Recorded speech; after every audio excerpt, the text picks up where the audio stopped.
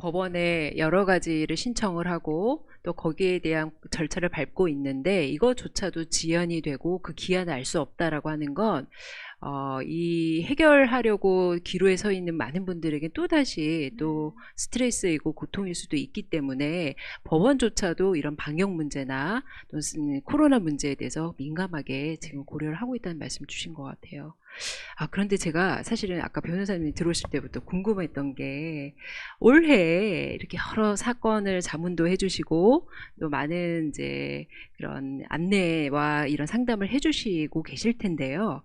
올해 들어서 더욱더 생각나고 상담해 주시고 자문해 주시면서 좀 많은 기억이 남으셨던 그런 사례가 좀 있으시면 같이 좀 얘기를 들려주실 수 있으시겠어요? 제가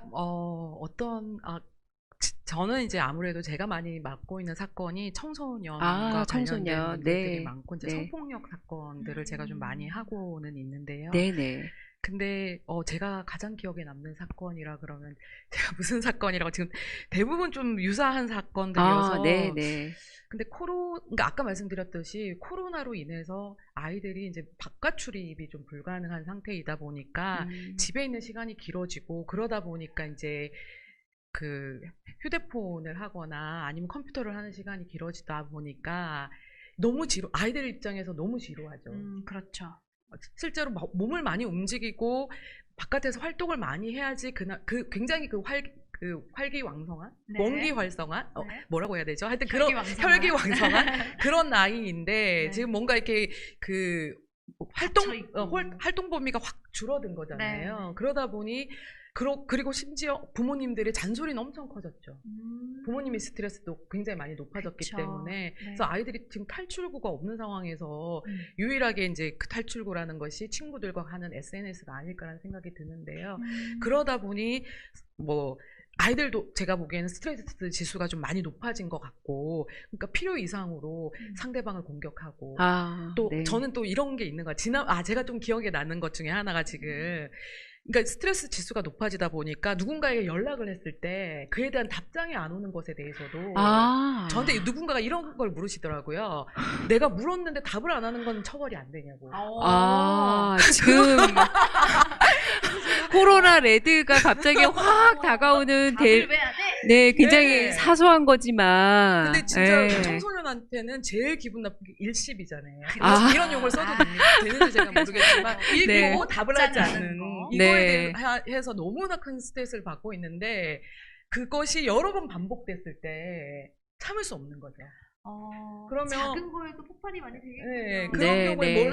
뭔가 공격적인 행동을 하시고 그래서 저는 안타까운 게 어떤 경우는 피해자이신 거예요, 상대방이. 근데 네. 피해자가 그에 대해서 가해자에게 항의를 하는 거죠. 너 이런 거는 잘못된 거 아니야 라고 하는데 가해자가 묵묵부답인 경우가 있는 거죠. 가해자와 피해자 사이에 이런 경우에 피해자가 그걸 참지 못해서 본인도 뭔가 그에 대해서 뭔가 행위를 했을 때 오히려 피해자가 가해자로 둔갑하는 이런 좀 안타까운 네. 케이스들도 있었던 것 같습니다. 네. 얘기를 들으니까 생각보다 일상에서 충분히 일어날 수 네, 있는 네. 일인데 네.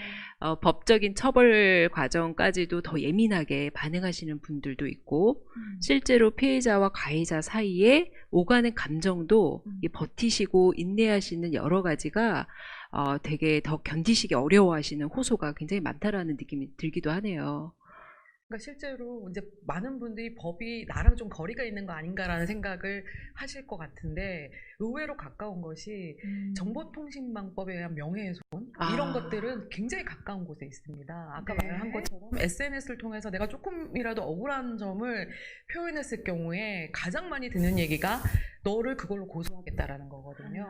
그쵸, 그렇죠. 그쵸. 그렇죠. 네. 나는 정말 너무나 억울해서 이거를 어디다 알릴 수 없지 않겠습니까? 그러면 이 부당함은 어딘가에 알려야 되겠다라는 생각에 SNS에 올리시는 경우가 있는데 그런 경우에 이제 생각지도 않은 내가 정말 어떻게 보면 너무 억울한 일을 당해서 다른 사람은 당하지 말라. 다른 사람은 이런 일이 생기지 않아야 된다라는 생각에 그 글을 쓰게 되는데요.